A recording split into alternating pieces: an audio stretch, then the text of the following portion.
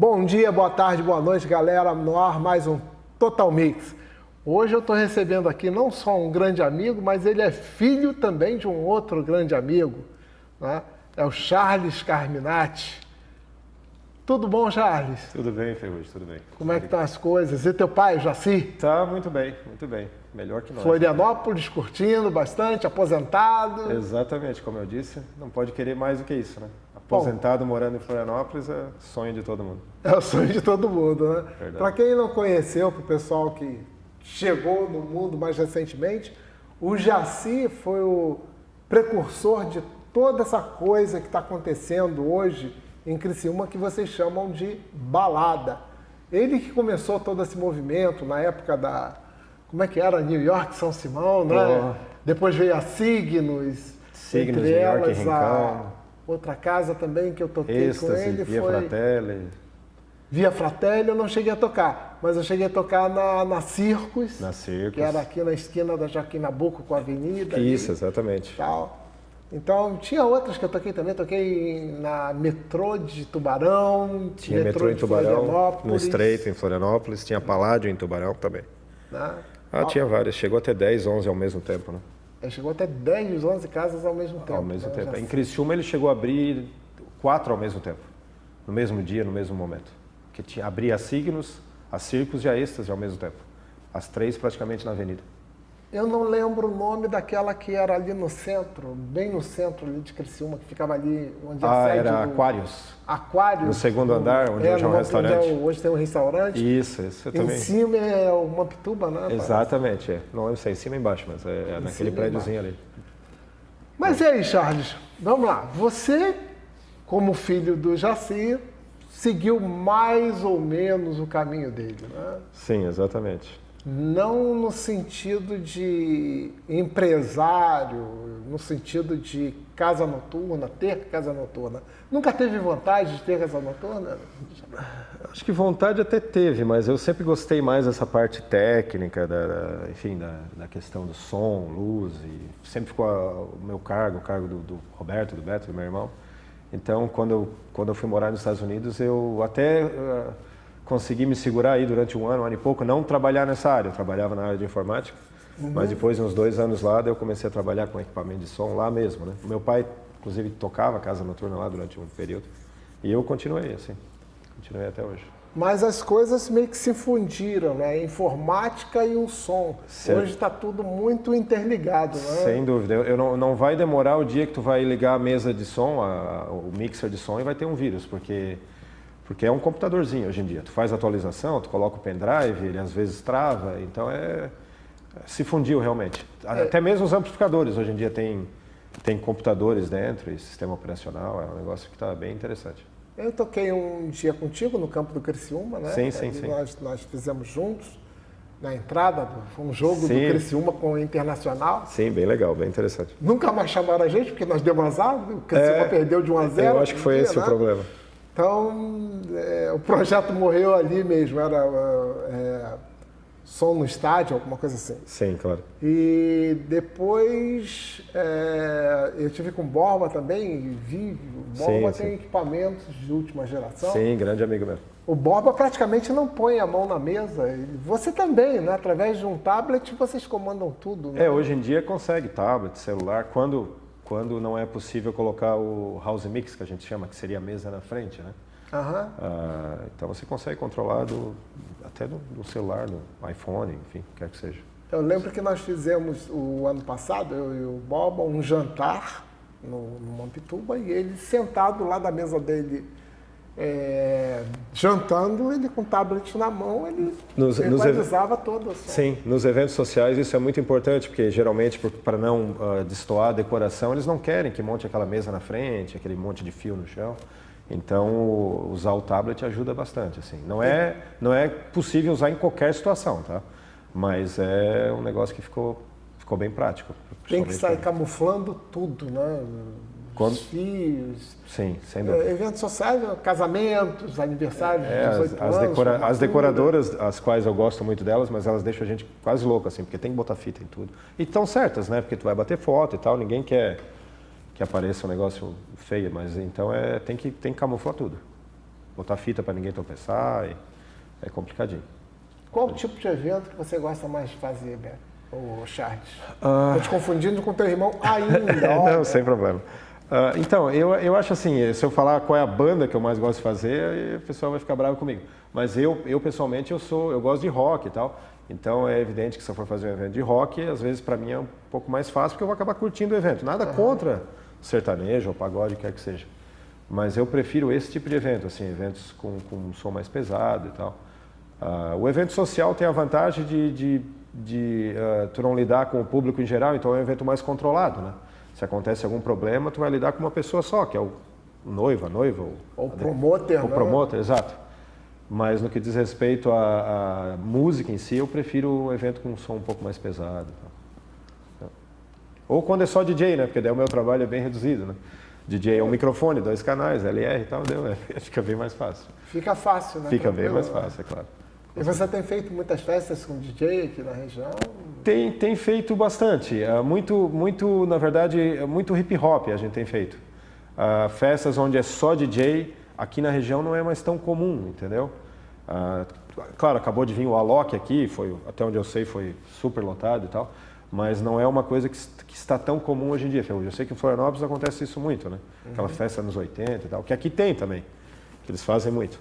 Mas não é a maioria. Na verdade, é bem esporádico, festas só com DJ aqui na região. Né? As festas dos anos 80 aqui em Criciúma, em Florianópolis tem uma vantagem de se fazer. Né? O pessoal tem uma cabeça um pouco, não querendo criticar o pessoal de Criciúma, que gosta de me cair de pau de vez em quando, né?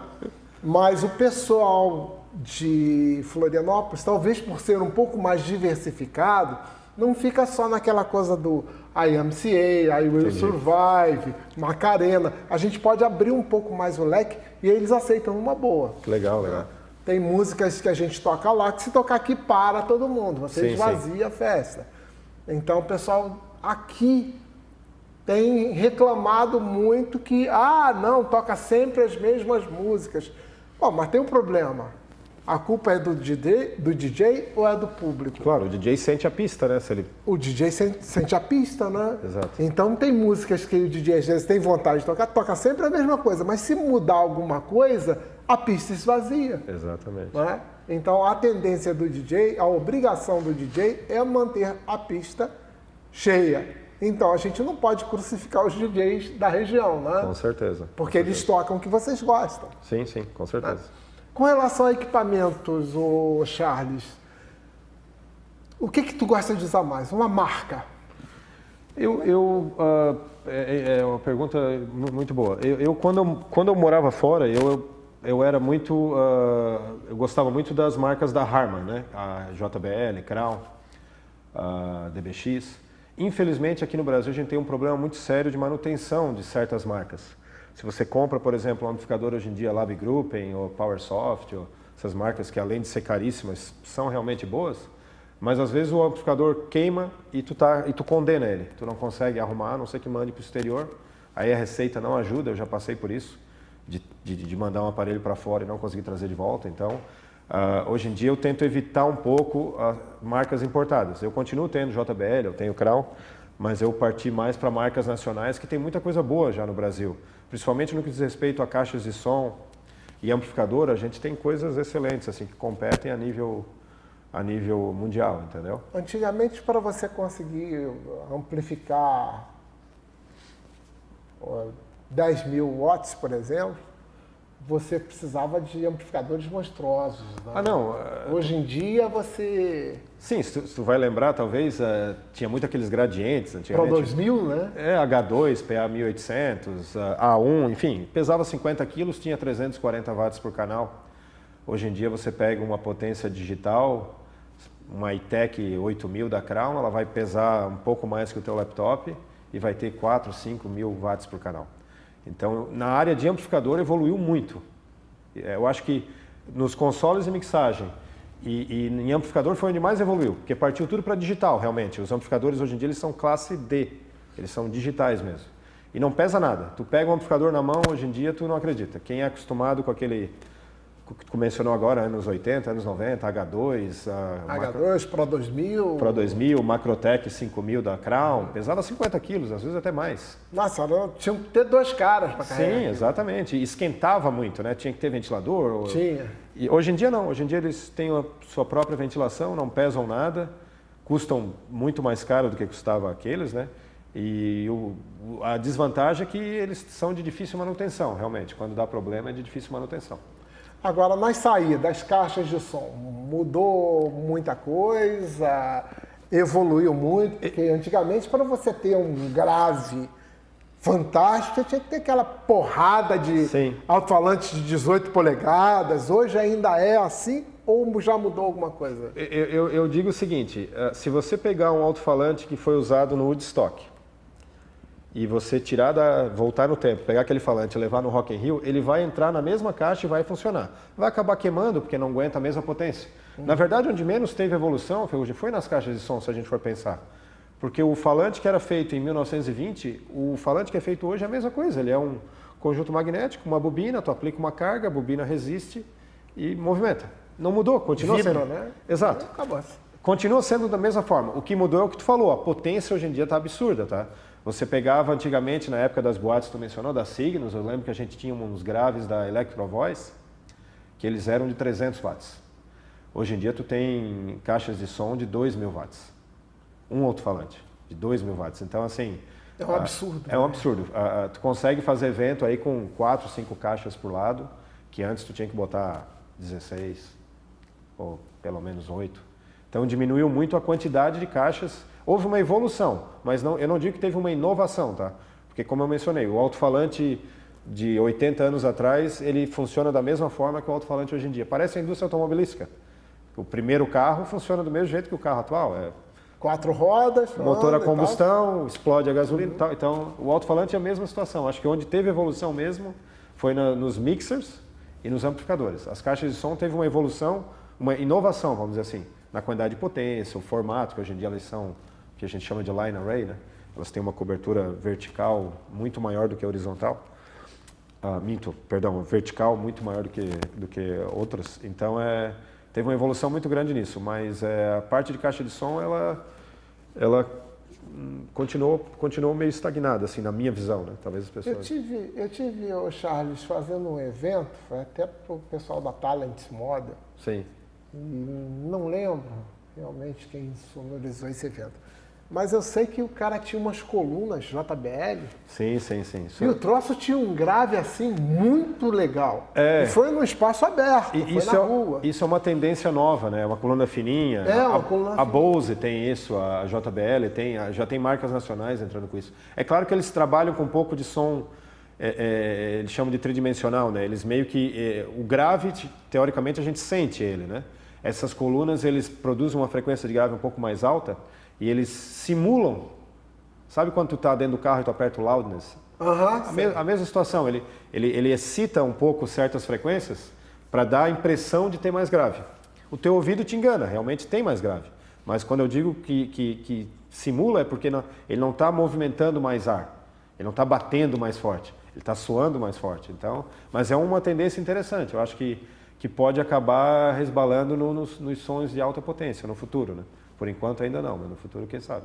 Eu gosto daquele grave que você está de um lado, por exemplo, num ginásio, o equipamento está de um lado, você está do outro lado e a tua calça está balançando com o grave. Sim, exatamente. O grave de verdade, aquelas baixas frequências. A Meyer, tem uma empresa chamada Meyer Sound, que ela inclusive desenvolveu agora um sistema onde eles adicionam uma quinta via só de grave e trabalham com frequências baixíssimas, 20, 30 Hz, que se tu força essas frequências, a pessoa chega a passar mal, entendeu? É uma coisa bem interessante. Tira o cara do chão. Tira.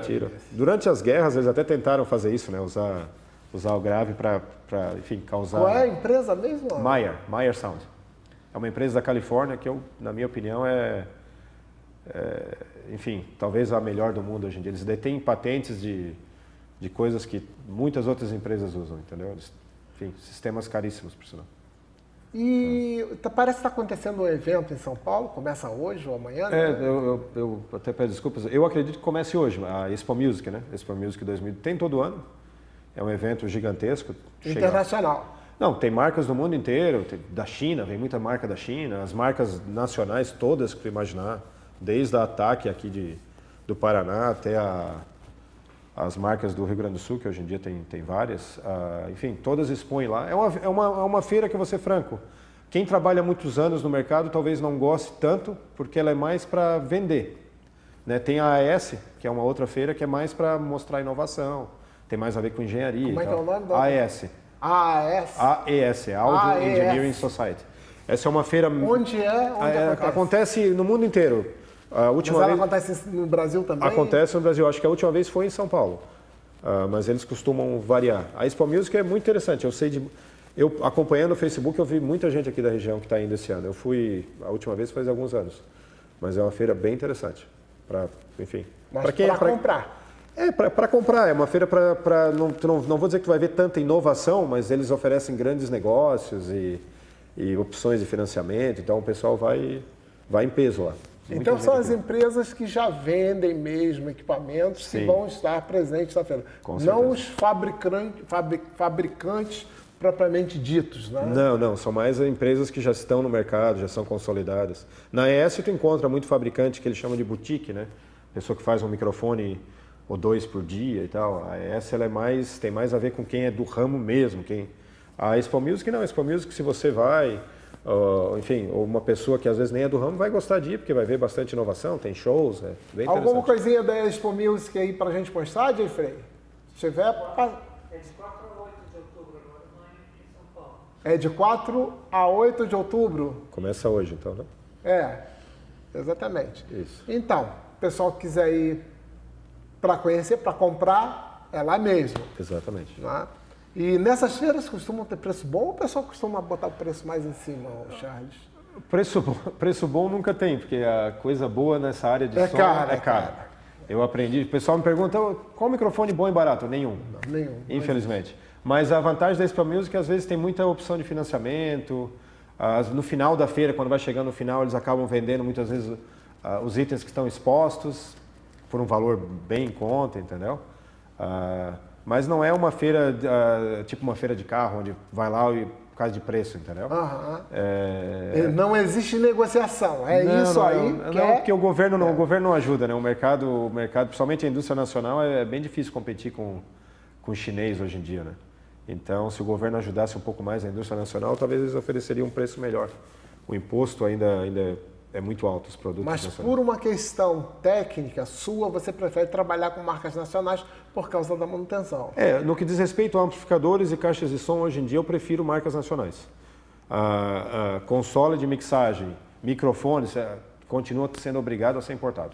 Até porque não existe nacional mesa digital, por exemplo, não existe. Eu caí na asneira de comprar um mixer, o 69 da Honey. Sim. E trabalhei com ele 3 meses, tive que mandar acertar, enjambrar e devolver, porque não teve jeito. No Brasil não tem jeito.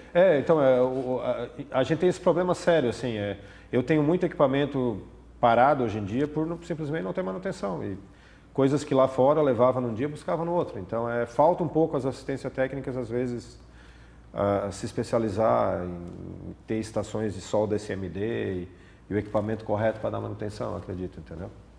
Na tua área, por exemplo, você tem que estar procurando inovação, coisas... Você é vanguardista, que eu sei. Você corre na frente, pula na frente. Sempre vou atrás. Quer dizer, quem quer ter equipamento de primeira, de última geração, no caso, vai te procurar, procura um Borba, procura gente... Tá? Tem aqueles que fazem uma sonorização mais barata, mas que tem equipamentos mais simples e tal. Com certeza. Né? Que também tem o valor do trabalho deles. Sem dúvida. Mas eu, como DJ, e DJ das antigas, que preserva o trabalho da mixagem, do DJ, eu aboli o mixer da Honey. Eu voltei a usar aquele meu branquinho da Stanton, tranquilo, com só grave, médio, agudo, potenciômetro para aumentar para um lado e para o outro. Acabou-se. Sem dúvida. Porque todos os efeitos que eu vou procurar no equipamento de controle que fica no toca-disco. E também só trabalho com toca-disco. Ali um bom computador, com as músicas, acabou, não tem problema nenhum. Acho que o bom DJ, para isso aí, basta. É verdade. Não precisa ter um mixer. O mixer é o de menos na mão do DJ. Sim, sem dúvida. O DJ Né? tem que ser bom. Muitos usam para fantasiar, você sabe disso. Você conhece vários e eu também. Ninguém está aqui para dar nome aos bois, mas a gente sabe que tem muita gente que é DJ de dedinho. Né? Sim. Coloca o pendrive, dá o play e o resto é só teatro, né? E a galera fica lá embaixo vibrando com o cara, mas não sabe o que está acontecendo ali por trás. Fazer o quê, Né? Mas tem. E quais são as tendências de mercado? O que você acha que vai acontecer na tua área daqui para frente? Por exemplo, você acha que você vai diminuir o tamanho do teu caminhão também para carregar equipamento? Eu acho que houve uma tá tudo ficando mais compacto, né? As mesas, os consoles de mixagem hoje em dia, mesmo os digitais caríssimos de grande porte, eles se tornaram pequenos, porque mudou um pouco a tendência hoje em dia, principalmente nas mesas de som, é ser interface de controle, superfície de controle, eles chamam nos Estados Unidos, control surface.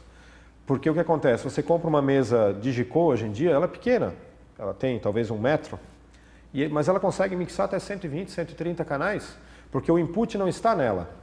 Existe um rack separado de input. Então ali já diminuiu drasticamente. Antigamente você pegava uma XL4 da Midas, pesava 500, 600 quilos. Só de entrada atrás tem 500. Para subir num caminhão, se não tivesse rampa, tinha que ter 7, 8 pessoas. Hoje em dia tu faz a mesma coisa com 18 quilos, 1 metro, entendeu?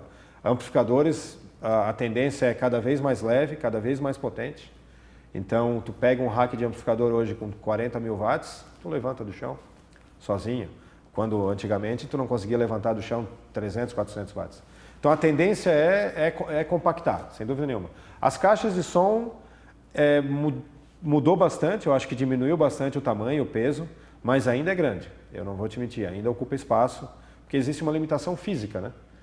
O alto-falante, muita gente me pergunta, eu consigo fazer um grave legal com um falante de 12? Tu vai conseguir o limite de um falante de 12, ele nunca vai atingir um falante de 18 ou de 21 polegadas. Para você conseguir uma frequência bem mais baixa, você precisa de uma abertura bem maior. Exato. Essa que é a verdade. Tu precisa mover mais ar, então existem limitações físicas. Eu acho que as caixas de grave, inclusive no que diz respeito ao tamanho, é uma das coisas que menos evoluiu, ainda continua sendo grande. Nos anos 80 surgiu uma caixa chamada Servo Drive, que era mecânica. Ela não era magnética, ela tinha um motor que mexia o cone.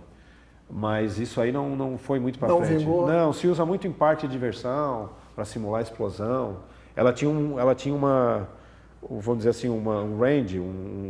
Hoje simular explosão é um perigo, né? Hoje não dá mais para fazer isso, né? Mas nos parques era muito comum antigamente, né? Tinha na Disney e tal, mas continua sendo grande. Assim. Eu acho que a tendência do mercado é como tudo na vida, vai ser cada vez mais digital e vai ter, claro, o outro lado da moeda, né? Que continua aquele saudosismo do amplificador de guitarra valvulado. Isso aí vai continuar, entendeu? Ainda bem, que é uma das coisas que eu mais gosto.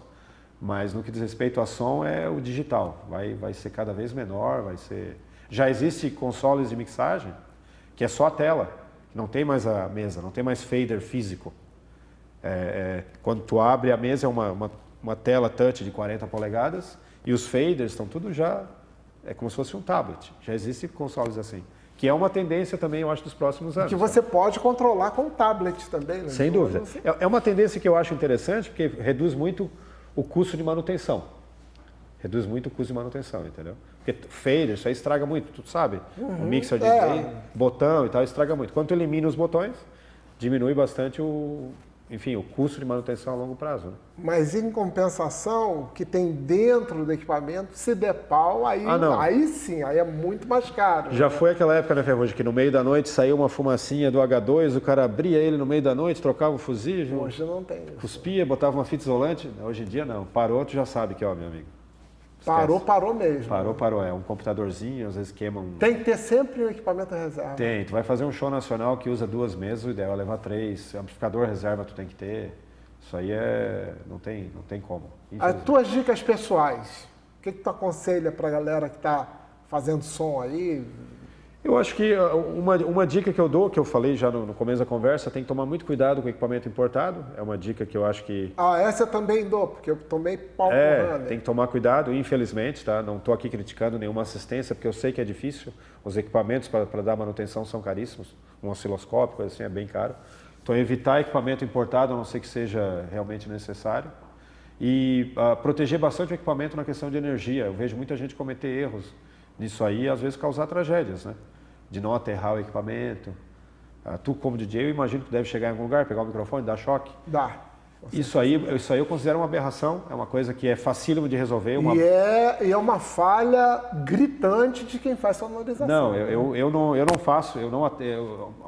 Há um tempo atrás eu fui fazendo um local, a pessoa... Sábado agora, em Balneário Camboriú, eu estava fazendo som lá e eles não queriam deixar a porta aberta e eu queria que eu tirasse o aterramento. Eu falei, olha, eu tiro o aterramento, não tem evento, era um casamento. Não tem como tocar sem aterramento, porque é muito arriscado para o ser humano e para os equipamentos. Então, essa é as duas dicas principais que eu daria essa. Lembrar sempre que o equipamento é caro, manutenção é mais cara ainda. Não tem problema a manutenção ser cara quando dá jeito. O problema é tu pagar caro no equipamento que depois de 3 meses, como o teu mixer da Honey, teve que jogar fora praticamente, ou vender. Você tem que descartar. E proteger o equipamento, não fazer a famosa gambiarra, né? Liga tudo numa tomada, não tem problema. Isso é coisa que não dá certo. Exatamente. Passa uma fitinha isolante aí. Não, eu não trabalho dessa forma. Cada um faz como é, mas eu acho que seria isso. Bom, Charles, eu acho que nós teríamos assunto para mais 1h, 1h30 de programa aqui, né? E é longe, né? Mas fica o convite para você retornar. Que é isso. Uma próxima vez. Foi um prazer. A gente continuar esse nosso papo. Aí nós vamos falar um pouco das reminiscências, um pouco do passado e tal. Vamos falar das tuas passagens pelos Estados Unidos e tal, como você passou. Saudades. Gente, eu recebi hoje aqui o Charles Carminati, um dos grandes sonorizadores da região, tá? Tá aí um cara responsável. Daqui a pouco vai passar o telefonezinho aí dele aí para vocês. Quem quiser uma boa sonorização, uma festa com garantia, esse é o cara, tá certo? Eu agradeço muito sua presença, Charles, e volte sempre, tá certo? Prazer. Antes de terminar o programa, eu quero mandar um recadinho. Eu estava em casa essa semana e vendo aquela passagem no Senado Nacional, eles discutindo se o Judiciário, o Supremo, tem ou não razão no caso do Aécio. Gente, eu acho que o Judiciário, o Legislativo e também o Executivo precisam andar mais nas ruas do Brasil. Porque enquanto vocês estão discutindo quem tem razão entre vocês, as portas dos hospitais continuam lotadas de gente morrendo por falta de médico e medicamento, a segurança no país está uma bosta, você é assaltado ou morto por uma bala perdida e não precisa ir para o Rio de Janeiro. Aqui está acontecendo isso, correto, Charles? Ou na área da educação, tá? Educação você só pode exigir de quem tem.